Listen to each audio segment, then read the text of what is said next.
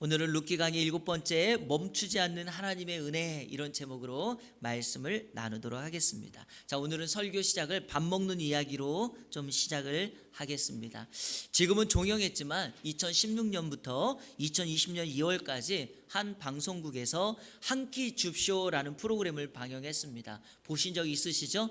네, 코미디언 이경규, 강호동 이 메인 MC였고요. 매해마다 게스트를 이렇게 초청해서 그 게스트와 함께하는 방식입니다. 여러분, 방법이 어떤 건지 아시죠? 전국에 있는 어느 한 지역, 어느 한 마을의 동네에 간 후에 MC 한 명씩과 게스트가 두 팀으로 나누어서 저녁 6시부터 9시까지 3시간 동안 무작위로 집을 방문해서 같이 밥을 먹으면 미션에 성공하는 그런 내용입니다. 여러분, 중국이 우리나라를 가리켜서 동방예의지국이라 불렀죠. 동쪽에 있는 한 작은 나라가 예절을 중요시한다. 아무 예고 없이 집에 방문하니까 예의에 벗어나는 행동일 수 있겠다라는 생각이 들기도 합니다. 그런데 여러분, 다른 한편으로 보면 밥을 먹지 못한 사람에게 한 끼 식사를 대접하는 문화, 이 또한 동방예의지국에서 해야 될 합당한 모습이라고 생각을 합니다. 방송을 보면은요, 거의 특별한 경우를 제외하고서는요, 마지막 시간까지는 거의 성공합니다. 제가 보니까 정말 잘 사는 집들 있잖아요. 청담동, 한남동 이런 데는 실패하더라고요. 왜냐하면 사람들이 응답은 하는데 같이 밥 먹기를 꺼려하고 집 내부를 공개하는 것을 좋아하지 않는 것 같습니다. 그런데요, 방송에서 강호동이 하는 말 중에 참 감동받는 내용이 있어요. 집에 초인종을 누른 후에 안에서 누구세요? 라고 반응하잖아요. 그러면 이렇게 말을 합니다.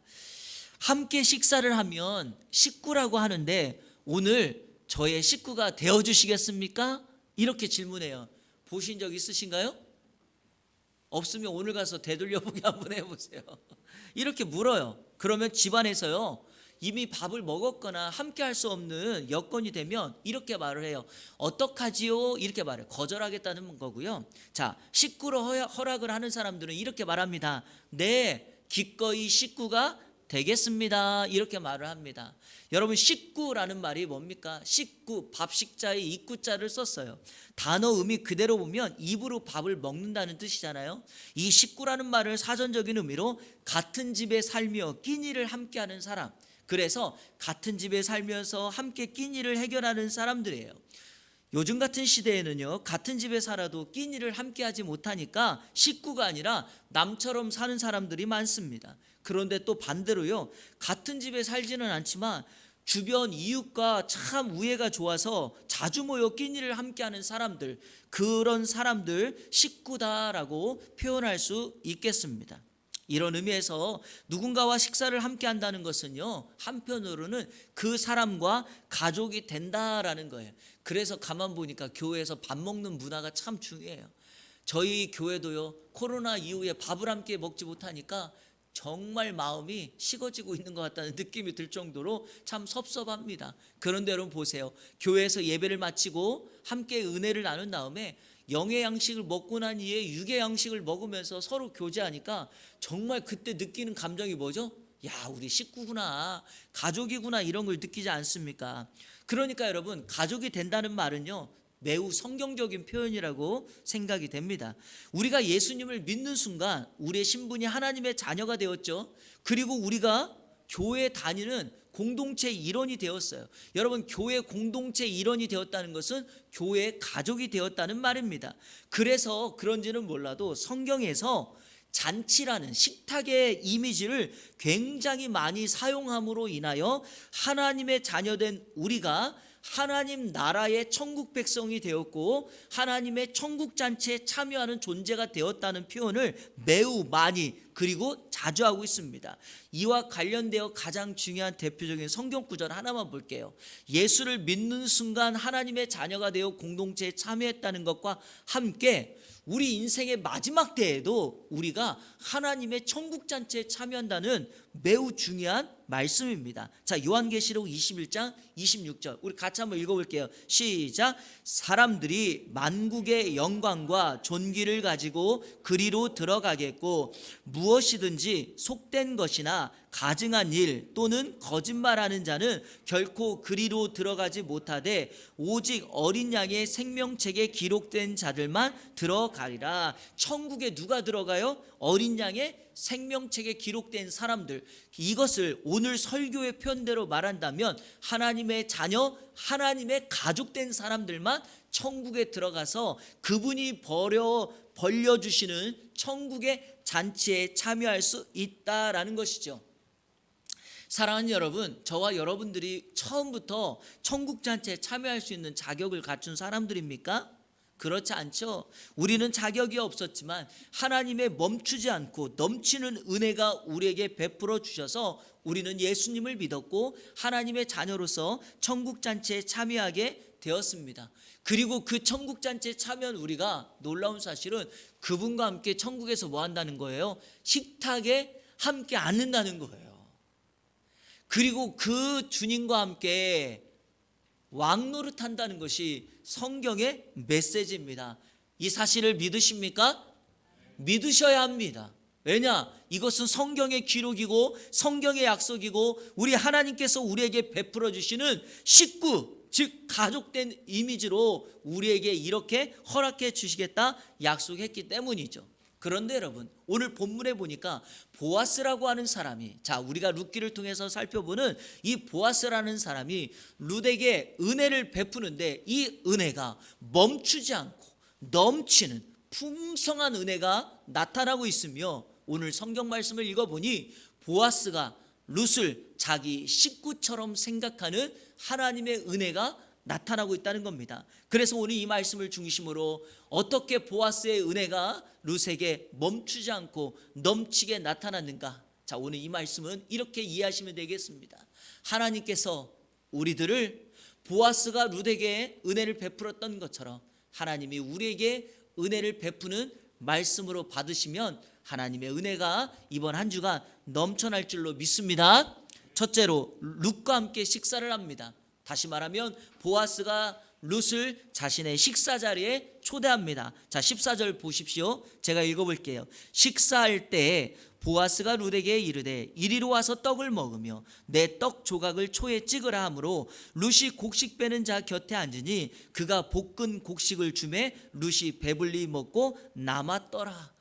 여러분, 식사 때가 되어지자 보아스가 룻을 식사에 초대합니다. 자, 식사에 초대했다는 말은 두 가지의 의미가 담겨져 있습니다. 첫째 하나는 룻이 배불리 먹고도 남았다는 말에서 볼 수 있는 것처럼 룻에게 배고픔과 그의 양식의 문제를 해결했다는 거예요. 자, 식사 자리에 초대했다는 것은 지금 룻이 안고 있는 배고픔의 문제를 해결하였고 넘치도록 배불리 먹었다는 것은 그의 이후에 양식의 문제가 해결되었음을 상징하는 것입니다. 그래서 여러분, 사람마다 이 땅 살면서 양식을 해결하는 문제는 매우 중요합니다. 그런데 양식을 해결하는 문제보다 앞서서 오늘 우리가 기억해야 될 것은 그 양식을 해결하는 문제는 하나님의 은혜로만 가능하다는 거죠. 그러니까 여러분, 성도가 경험하는 양식의 문제는 풍성하게 넘치는 은혜이죠. 자, 제가 반대 경우 때문에 그래요. 반대 경우를 한번 보세요.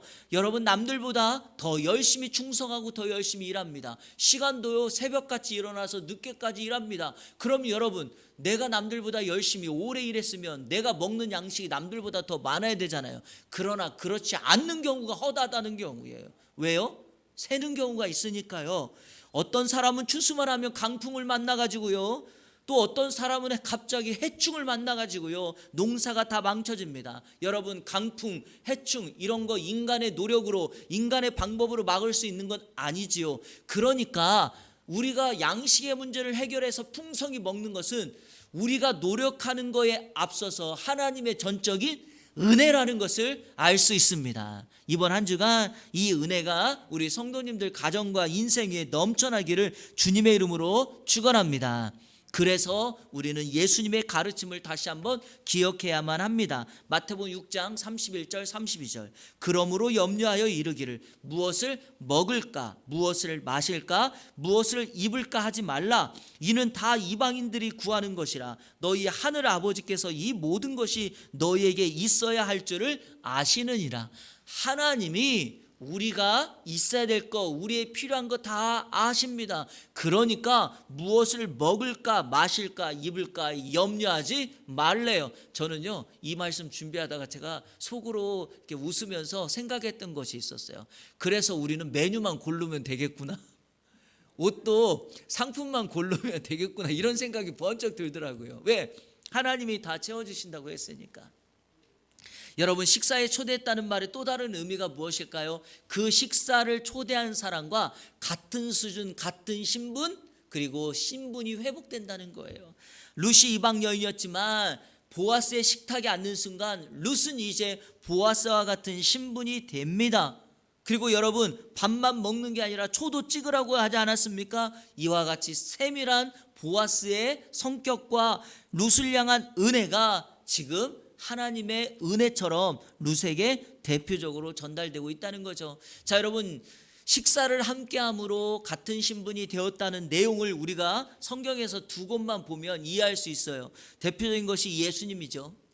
예수님이 하나님의 하늘 보좌를 버리고 이 땅에 인간의 몸을 입고 낮아지셨죠. 낮은 모습으로 오셨습니다. 예수님이 오셔서 하신 일이 뭡니까? 세리, 죄인, 창녀들과 함께 뭐 했다? 식사를 했다는 거예요. 그걸 보면서 서기관과 바리새인들은 예수님이 죄인들과 식사했다라고 나무라고 손가락질했지만 예수님이 그들과 식사를 했다는 건 무엇입니까? 예수님이 그들의 뭐의 수준으로, 그들의 신분으로 낮아지셨다는 거죠. 그래서 오늘 우리에게 희망이 있는 겁니다. 예수님이 높은 수준에 있는 사람만 찾았다면 오늘 이 땅에 있는 어떤 인생이 예수 그리스도를 믿을 수 있겠습니까? 높은 자리, 높은 보좌를 버리시고 낮고 낮은 곳에 오셔서 우리와 같은 신분이 되어주셨다는 거죠. 자, 또 하나는요, 우리가 잘 알고 있는 다윗 왕을 통하여 살펴볼 수 있습니다. 제가 과거에 하나님 마음에 합한 사람 할 때 이 내용도 좀 설교를 했었는데요, 다윗이 왕이 된 후에 요나단과의 언약을 지키기 위해서 사울 가문에 남아있는 사람이 누가 있는지를 찾아보게 합니다. 그랬더니 요나단의 아들 중에 무비보셋이라고 하는 아들이 남아있어요. 살아있는 걸 발견합니다. 전쟁통에 이 유모가 어린 무비보셋을 데리고 도망치다가 그 아이를 떨어뜨려서 이 무비보셋이 두 다리를 사용할 수 없는 절름발이가 됩니다. 비천하게 정말 생명을 부지하고 살고 있었는데 다윗이 그 무비보셋에게 아버지인 요나단과의 언약을 신실하게 지키기 위하여 그를 왕궁에 초대합니다. 자, 사무엘하 9장 7절, 이거는 우리 같이 한번 읽어보겠습니다. 시작. 다윗이 그에게 이르되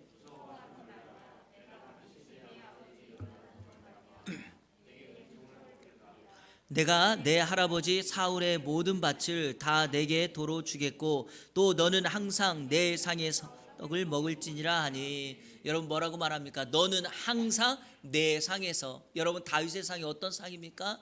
왕의 상입니다. 여러분, 왕의 상에 앉는 사람은 아무나 그렇게 앉을 수 있는 게 아니에요. 왕과 같이 된 신분, 왕의 그 가장 측근인 사람들만 그 자리에 앉을 수 있는 거죠. 정말 비천하게 숨어 지내던 무비보셋을 왕의 신분으로 회복시켜주는, 그래서 함께 식사하는 모습입니다. 사랑하는 여러분, 이 모습을 보면서 우리는 예수 그리스도의 죽으심과 그분의 부활을 믿었던 우리가 주님과 같은 신분의 사람이 되었다는 것 아십니까? 그분과 같은 신분의 변화가 일어났다는 거 아십니까? 성경 로마서 8장 15절부터 17절까지 보십시오. 너희는 다시 무서워하는 종의 영을 받지 아니하고 양자의 영을 받았다. 자, 우리가 예수님을 믿음으로 무슨 영을 받았다고요? 저와 여러분들이 양자의 영을 받았다는 거죠. 그래서 우리가 하나님을 아빠 아버지라 부르게 되었다. 16절, 성령이 친히 우리의 영과 더불어 우리가 하나님의 자녀인 것을 증언한다. 누가요? 성령이. 자, 17절 다 같이 읽겠습니다. 시작. 자녀이면 또한 상속자 곧 하나님의 상속자요 그리스도와 함께한 상속자니 우리가 그와 함께 영광을 받기 위하여 고난도 함께 받아야 할 것이니라. 아멘. 우리가 양자가 되어서 어떤 수준이 되었다고요? 하나님의 상속자, 그리스도와 함께한 상속자, 예수 그리스도가 누릴 그 영광을 우리가 누리게 되었다는 거죠. 제가 그래서 앞서서 설교할 때 왕노릇하게 되었다는 말이 바로 이겁니다. 여러분, 우리는 보통 존재가 아니에요.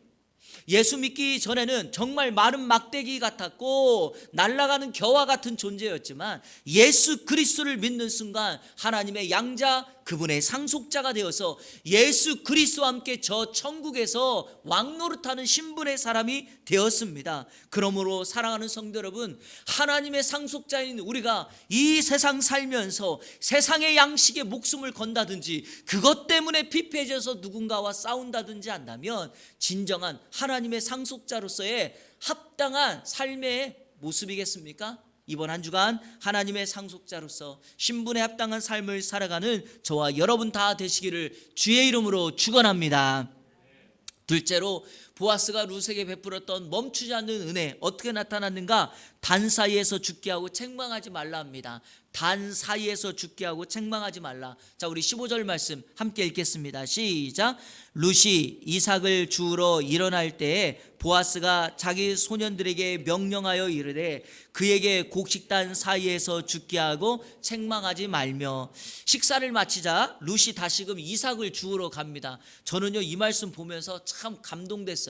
보세요, 보아스의 은혜를 입었음에도 불구하고 룻은 교만하지 않고 자신이 해야 될 일을 최선을 다해 합니다. 여러분, 성도는 이런 사람이에요. 누구에겐가 은혜를 입었다고, 그 수준의 사람과 함께 만났다고 내가 그 수준의 사람이다, 그 순간부터 교만해지는 사람들이 얼마나 많이 있습니까? 내가 받은 은혜가 크다고 그 큰 은혜에 너무 자고하여서 스스로 교만해지는 사람이 얼마나 많이 있습니까? 여러분, 이런 사람들 우리 주님께 버림받습니다. 그래서 우리는요 그 은혜를 받아도 겸손해야 돼요. 룻이 그랬다는 거예요. 자, 계속 보세요. 보아스가 소년들에게 명령하여 두 가지를 당부합니다. 곡식단 사이에서 죽게 해라, 그리고 책망하지 말라. 자, 이걸 두 가지로 나눠볼게요. 먼저 곡식단 사이에서 죽게 하라고 말합니다. 여러분, 곡식단이 어떤 자리입니까? 한번 따라해보세요. 이런 말을 여러분들 그냥 이번 한 번만 하고 넘어가는 거예요. 아시겠죠? 따라해보세요. 명당 자리. 여러분, 이삭 주울 때 가장 좋은 자리가 어디예요? 곡식 단사이에요. 여러분, 외쪽 끝자락이 아니라 곡식과 곡식 단 사이가 곡식 줍는, 이삭 죽게 하고 있는 최고의 자리예요. 그러니까 여러분, 추수 때가 되어서 과부들이나 가난한 사람들이나 모든 사람들이 밭에 다 모였습니다. 소위 말해서 좋은 자리를 선점하려고 앞다투어 곡식단 사이를 노리고 있습니다. 떨어진 이삭이 가장 많은 장소입니다. 여러분, TV에 갯벌에서 바지락 캐는 어부들을 보셨을 거예요. 해녀들이 해산물 캐러 바다에 빠지는 장면 보셨을 거예요. 여러분, 아무나 먼저 떨어지지 않고요, 아무나 장소 먼저 선점하지 않습니다.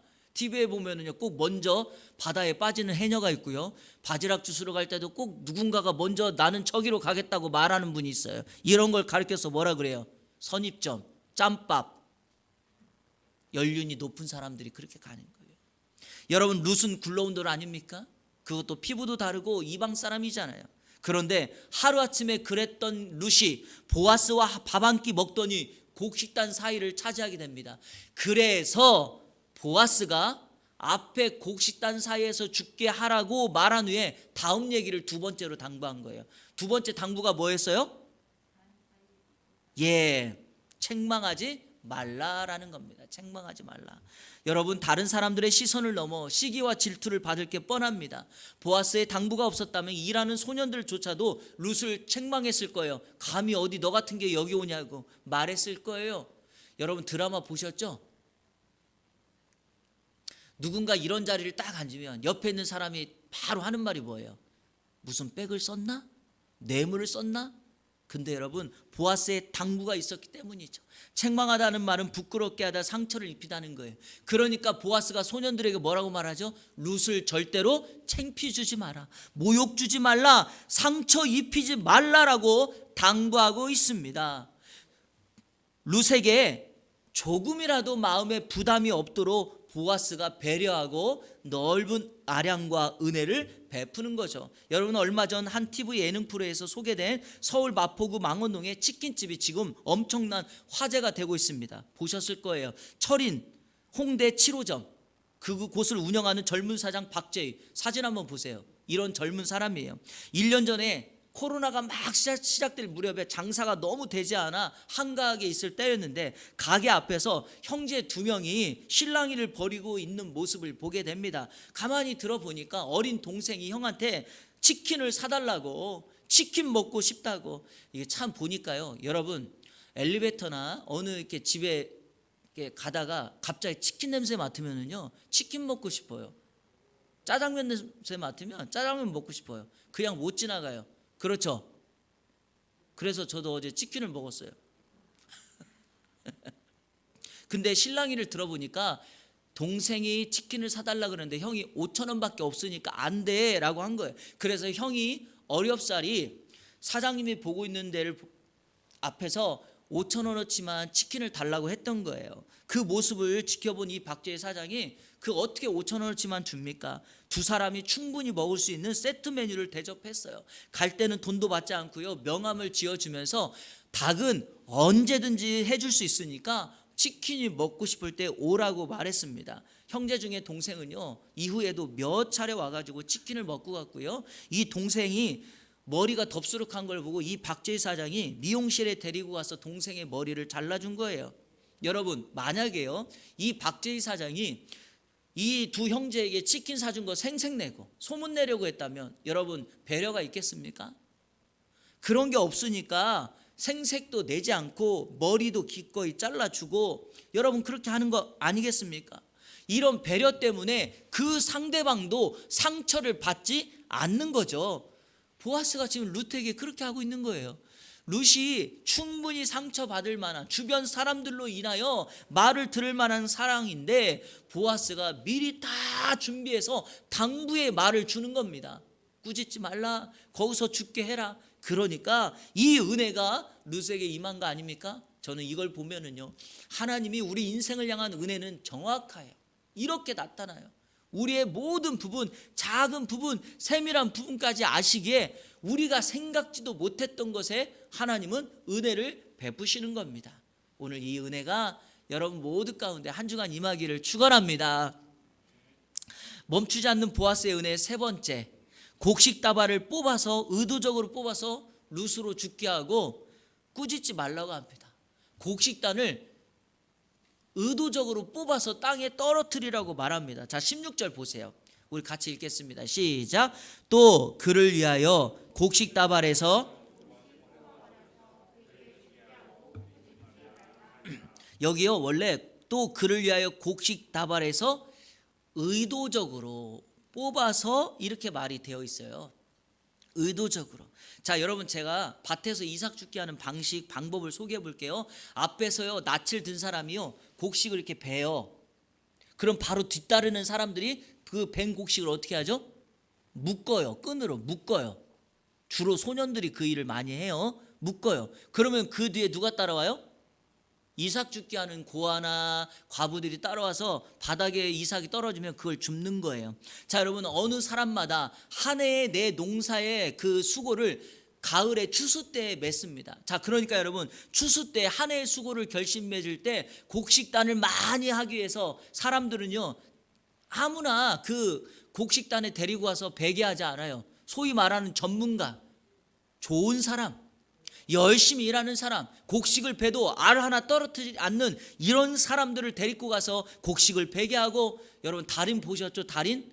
그런 달인들이 끈을 그냥 순식간에 싹 묶어가지고 한 알도 떨어지지 않게 하는 것이 여러분 인지상정이라니까요. 그래야지 내 풍년, 내 농사의 풍년을 누릴 수 있는 겁니다. 그리고 땅에 떨어지는 걸 최소화해요. 왜? 땅에 떨어지는 것은 우리 것이 아니니까. 율법에 따라서 그거는 뒤따르는 이삭 죽기를 하는 사람들이니까. 그러니까 주인들은 이런 노력을 다합니다. 그런데 보아스는 소년들에게 의도적으로 뭐라고 해요? 곡식다발에서 뽑아내라. 여러분, 이 곡식다발에서 뽑아내라는 것을요, 제가 찾아보니까 이 손가락 동전 있잖아요. 이렇게 하는 거 있잖아요. 그만큼을 집어서 떨어뜨리라, 이런 뜻이더라고요. 그러니까 뒤따르는, 곡식단 사이에서 뒤따르는 룻에게 엄청난 은혜 아니겠습니까? 왜 이렇게 했는가? 여러분, 성경이 이렇게 말해요. 그를 위하여, 그를 위하여. 그가 누굽니까? 룻이죠. 룻을 위하여 그렇게 하라는 것이요. 요즘 노래 가사나 드라마 대사에 많이 나오는 대사가 하나가 있어요. 제가 여러분에게 멋지게 우리 성도님들을 생각하면서 한번 해보겠습니다. 너만 보인단 말이야. 반응이 별로 우리 성도님들만 보인단 말이야. 지금 보아스에게는 누구만 보여요? 룻만 보여요. 그러니까 오로지 룻을 위하여 곡식 다발에서 곡식을 떨어뜨리게 해요. 여러분, 꾸짖지 말라는 것을 앞절 책망하지 말라는 것과 좀 비교해서 설명해 본다면, 책망하지 말라는 것은 보세요, 단 사이에서 일하는 것에 대해서 왜 거기서 일하느냐고 창피 주지 말라는 거잖아요. 그런데 꾸짖지 말라는 것은 이런 거예요. 네가 어떻게 해서 이렇게나 많은 이삭을 주었냐고 비난하거나 책망하지 말라는 겁니다. 왜냐하면 달리 말하면 이런 표현이거든요. 룻이 아침부터 와서 저녁 늦게까지 열심히 일하지 않았습니까? 바로 그 일한 것의 보상, 일한 것의 결과인 것처럼 만들어 주라는 거죠. 이게 바로 보아스의 은혜이고 보아스의 배려입니다. 이처럼 하나님의 은혜가 임할 때는요, 멈출 줄 모르고 넘치게 임합니다. 하나님께서 우리에게 베푸시는 은혜도 그렇고요, 보아스가 룻에게 베풀었던 은혜도 이와 같이 동일합니다. 자, 그럼 여러분, 보아스는 룻에 대한 자비와 동정의 마음으로만 이렇게 했을까요? 그렇지 않다니까요. 단지 자비의 마음만이 아니라 신앙적인 관점 때문에 이렇게 한 것입니다. 지난주일에 말씀드렸던 12절에서 보아스가 룻을 축복하는 장면 기억나시죠? 여호와께서 내가 행한 일에 보답하시기를 원하며 이스라엘의 하나님 여호와께서 그의 날개 아래에 보호를 받으러 온 내게 온전한 상 주시기를 원하노라 하는지라. 보아스가 룻을 축복하는데 네가 행한 일에 하나님이 이런 축복해 주기를 원해 라고 했더니, 자, 여러분 기억나시죠? 룻이 뭐라고 말했습니까? 13절에 룻이 이르되 내 주여 내가 누구에게요? 당신께 은혜 있기를 원합니다 라고 말했죠. 자, 그러니까 지금 보아스가 룻을 이렇게 멈추지 않는 은혜를 베풀었던 것은 단지 자비와 배려 이런 관점이 아니라, 보아스가 룻을 축복했고 룻이 그거에 반응해서 당신께 은혜를 있기를 원한다는 이 말씀을 보아스가 결과적으로 뭐하고 있는 겁니까? 실천하고 실현하고 있는 겁니다. 보아스는 자기가 말한 축복대로 그 일을 성취하기를 원하여 지금 이 일을 감당하고 있습니다. 실질적으로 보아스는 룻을 자신의 아내로 맞아들이죠. 그리고 엘리멜렉 집안의 기업 물을 자가 되어서 온전한 상, 앞서서 얘기했던 온전한 상을 룻과 나오미에게 베풀어 줍니다. 이게 바로 보아스의 멈추지 않는 넘치는 사랑이자 은혜, 배려입니다. 이 은혜가 우리 모두에게 임하기를 주님의 이름으로 축원합니다. 하나님의 멈추지 않는 넉넉한 은혜가 임하는 모습 마무리로 하면서 설교를 맺도록 하겠습니다. 여러분, 제가 조금 전 치킨집 철인 홍대 7호점 사장님 이야기했죠. 자, 이 사장님에 대한 사건이 화두가 됐던 이유가 있었어요. 이 사건이 작년에 있었던 사건이었거든요. 1년이 지난 2011년, 그러니까 지난 3월쯤에 박재희 사장님의 은혜를 입었던 두 형제 중에 형이 본사에 편지를 보낸 거예요. 손편지를. 박재희 사장님에 대해서 감사와 배려 그리고 그 인사를 하기 위하여 손편지를 보냈는데 그게 화제가 된 것입니다. 이 손편지가 이렇게 대두가 되면서 막 TV에 SNS에 글이 막 올라오니까 사람들이 홍대 철인 7호점 사장님을 혼쭐 내줘야 되겠다고. 여러분, 요즘에 혼쭐이라는 말이 유행하거든요. 젊은이들 사이에서. 여러분들도 혼쭐 내주셔야 돼요. 이 혼쭐이 뭐냐? 혼내는 게 아니라 이 사장님이 돈으로 혼쭐 내주자고 이 홍대 7호점에 막 돈을 보내기 시작하는 거예요. 그래서 뭐라고 하냐면, 가난한 아이들이 마음껏 와서 치킨을 먹도록 이 돈으로 계산하고 그 아이들에게 치킨을 주라고. 그런데요, 박재희 사장님이 SNS에다가 글을 올렸어요. 자신에게 오는 감사 격려 너무 감사하다고, 전화도 너무 많다고, 근데 보내주시는 돈이 너무 많으니까 더 이상 돈을 보내지 말라고 하면서 자신에게 보낸 돈 그걸 합쳐가지고 거기에 자신의 돈을 보태가지고 마포구청에 결식아동과 취약계층을 위한 기부금으로 전달했어요. 그리고 더 이상 돈을 받지 않습니다. 제가요, 이거 말하려고 하는 게 아니라요, 주목한 데에는 이 형이 보낸 손편지에 있었어요. 자, 여러분, 제가 그냥 A군이라고 말할게요. 이 A군은요, 올해 18살이 되었는데 할머니와 동생을 돌보는 소년 가장입니다.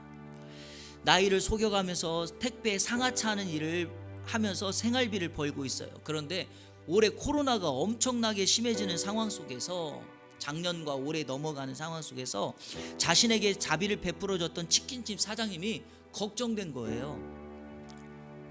그래서 편지를 보냈는데 편지 내용 중에 이런 얘기가 있어요. 치킨을 먹었을 때 얼마 만에 느껴보는 따뜻함이었는지 1년이 지난 지금도 생생히 기억이 납니다. 그리고 이어서 이렇게 씁니다. 이 편지가 보이나요? 편지 제가 그림 넣는데, 이렇게 2장을 A4 용지에 빡빡하게 아이가 손편지를 써서 보낸 거예요. 거기에 있는 걸 제가 좀 나눠서 한 거예요. 그런데 이렇게 썼어요. 요즘 코로나로 자영업자들이 힘들다는데 사장님은 잘 계신지 걱정도 됩니다. 그러니까 이 아이가 사장님을 걱정하기 시작한 거예요. 그런데 여기 보면 사진의 맨 마지막에 감동의 글이 남아져 있어요. 이렇게 썼어요. 이 아이가, 저도 앞으로 성인이 되고 돈을 꼭 많이 벌어서 저처럼 어려운 사람들 도와주며 살 수 있는 철인 7호 홍대점 사장님 같은 멋있는 사람이 되겠습니다. 진심으로 감사하고 또 감사드립니다. 여러분, 제가 이거를 주목한 이유가 있어요. 받은 은혜가 크면은요, 그 은혜를 갚는 사람이 돼요. 우리가 받은 은혜를 누군가에게 베풀잖아요. 그러면 여러분들이 그 은혜를 받았다면 그 사람을 닮아가요. 제가 말하고 싶은 결론은 이거예요. 우리가 멈추지 않는 하나님의 은혜를 받았다면 여러분, 우리의 삶은요, 주님 닮은 사람이 돼야 해요. 이게 바로 제가 여러분에게 말씀드리고 싶은 결론이에요.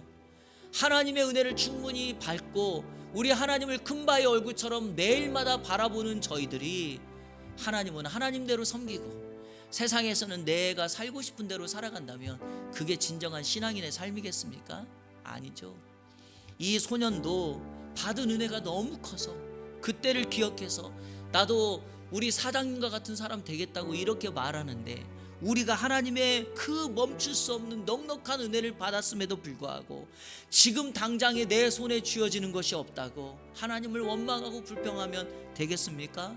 그게 아니라 그 주님을 닮아 그 주님이 행하셨던 방식대로 우리도 누군가에게 사랑을 베풀고 보아스가 룻에게 베풀었던 그 사랑과 은혜와 배려와 자비를 우리도 오늘 실천할 수 있다면 아마 우리를 통하여 하나님의 살아계심은 증명될 것이며 많은 사람들이 너야말로 진정한 하나님의 자녀다라는 하나님의 칭함을 받게 될 줄로 믿습니다. 이번 한 주간 이 은혜로 승리하며 살아가는 이 안에 모든 성도님들 되시기를 우리 주 예수 그리스도의 이름으로 축원합니다. 아멘. 우리 다 같이 결단의 찬양 하도록 하겠습니다. 어둠 속 헤매던 내 영혼 갈 길 몰라 방황할 때 주의 십자가 영광의 그 빛이 나를 향해 비추어 주셨네. 바로 그게 은혜죠. 은혜 아니면 살아갈 수 없음을 고백하며 함께 찬양하도록 하겠습니다.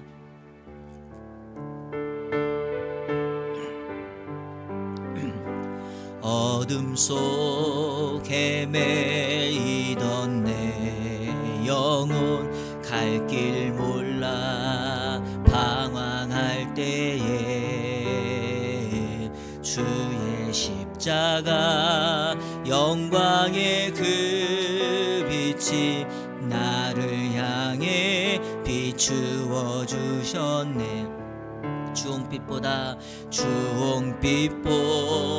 더 붉은 내 죄 그리스도의 피로 씻기어 완전한 사랑 주님의 은혜로 새 생명 주께 얻었네. 은혜 아니면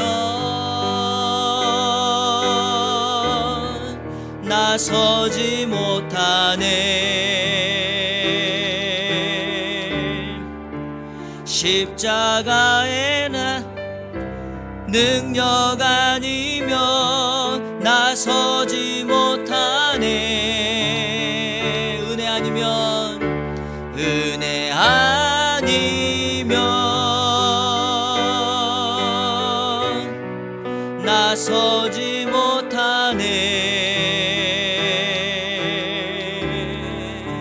놀라운 사랑 그 은혜 아니면 나서지 못하네. 우리 처음부터 다시 한번 고백합니다. 어둠 속 헤매이던, 어둠 속 헤매이던 내 영혼 갈 길 몰라 방황할 때에 주의 십자가 영광의 그 빛이 나를 향해 비추어 주셨네. 주홍빛보다 더 붉은 내 죄 그리스도의 피로 씻기어 완전한 사랑 주님의 은혜로 새 생명 주께 얻었네. 은혜 아니면 나서지 못하네. 십자가의 그 사랑은 아니면 나서지 못하네. 은혜 아니면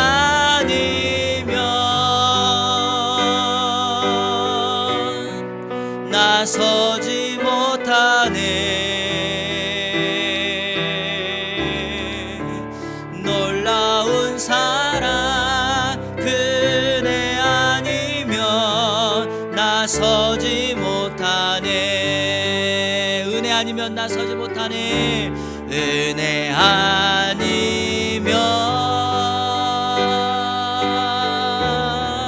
나서지 못하네. 십자가의 그 사랑 능력 아니면 나서지 못하네. 은혜 아니면 나서지 못하네. 놀라운 사랑 그 은혜 아니면 나서지 못하네. 아멘. 세상의 가장 위대한 사도라 불렸던 바울이 자신의 인생의 노년에 나의 나된 것은 하나님의 은혜였다라고 자신의 가진 모든 것들을 배설물로 여기면서 고백했던 그 고백은 오늘 이 땅을 살아가는 우리들이 해야 될 고백이라고 저는 믿습니다. 우리가 가지고 있는 것 자랑한들 바울 사도 그가 가지고 있는 것보다 능할 수 있겠습니까? 결코 그렇지 않습니다.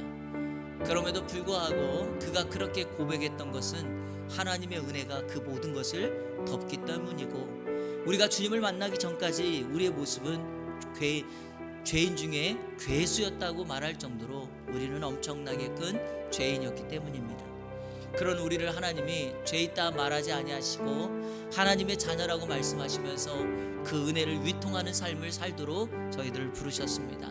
여러분, 오늘 말씀 기억하시면서 우리는 룻이 받았던 은혜와 같은 넓고 멈추지 않는 은혜를 받은 사람입니다. 이제는요, 우리가 보아스가 돼야 됩니다.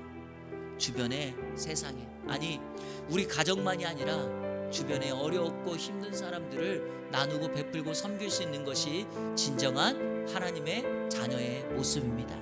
오늘 말씀 생각하면서 이러한 은혜가 우리에게 있기를 원합니다. 뿐만 아니라 우리가 그렇게 은혜를 나누는 사람 되기를 원합니다 라는 마음으로 우리 다 같이 한번 결단의 기도를 드리며 주님 앞에 나갑니다. 함께 기도합니다. 하나님 감사합니다. 오늘도 우리에게 룻기의 말씀을 주시고 그 말씀을 통하여 하나님의 멈추지 않는 은혜를 살펴보게 하시니 감사합니다. 우리는 그 은혜를 받았습니다. 보아스가 룻에게 베풀었던 그 은혜를 우리가 받은 사람입니다. 이제는 나 혼자만 배부르다고 풍성하다고 넉넉하다고 만족하는 것이 아니라 그러지 않은 인생에게 받은 은혜를 나누고 흘려보내는 축복의 유통자의 삶을 살아갈 수 있도록 인도하여 주시옵소서. 무엇보다 내가 가진 것이 없다라고 말하기 전에 나보다 더 어려운 사람들을 바라보게 하여 주시고 복음이 필요한 사람들 바라보게 하시고 예수 그리스도를 아직도 믿지 않는 사람들에게 그들에게 하나님의 은혜를 전달하는 사람들 될 수 있도록 인도하여 주시옵소서. 보아스가 베풀었던 은혜 때문에 룻은 이제 최고의 사람이 되며 믿음의 사람이 되며 역사에 잊을 수 없는 은혜의 빚진 자가 되었습니다. 하나님, 우리도 은혜의 빚진 자 아닙니까? 주의 사랑의 빚진 자 아닙니까? 이 빚을 갚고 이 빚을 전하며 증거하며 나가는 하나님의 사람들 될 수 있도록 인도하여 주시옵소서. 받은 은혜 늘 베풀게 하여 주시고 주님 닮은 사람으로 주님 오시는 그날까지 서게 하여 주옵소서. 매일마다 우리 주님 앞에 잘했다, 착하다, 칭찬받는 사람 되게 하여 주시고 늘 주의 앞에 사는 코람되고 하나님 앞에서의 삶을 사는 우리 이 안에 성도들 될 수 있도록 인도하여 주옵소서. 코로나로 어려운 시대이지만 하나님 우리의 일터와 사업장과 직장을 지켜주시고 불꽃 같은 눈동자로 함께 하시는 주의 은혜가 있게 하여 주옵소서. 우리 사랑하는 권사님 어린 심령에 이르기까지 건강을 지켜주시고 하나님의 풍성한 은혜가 날마다 나타나게 하여 주옵소서. 하나님 아버지, 멈추지 않는 하나님의 은혜를 살펴보았습니다. 우리가 그 은혜를 빚지고 받았습니다. 이제 이 은혜를 갚고 이 은혜를 흘려보내며 세상의 축복의 유통자의 삶을 살아갈 수 있도록 인도하여 주옵소서. 예수님의 이름으로 기도하옵나이다. 아멘.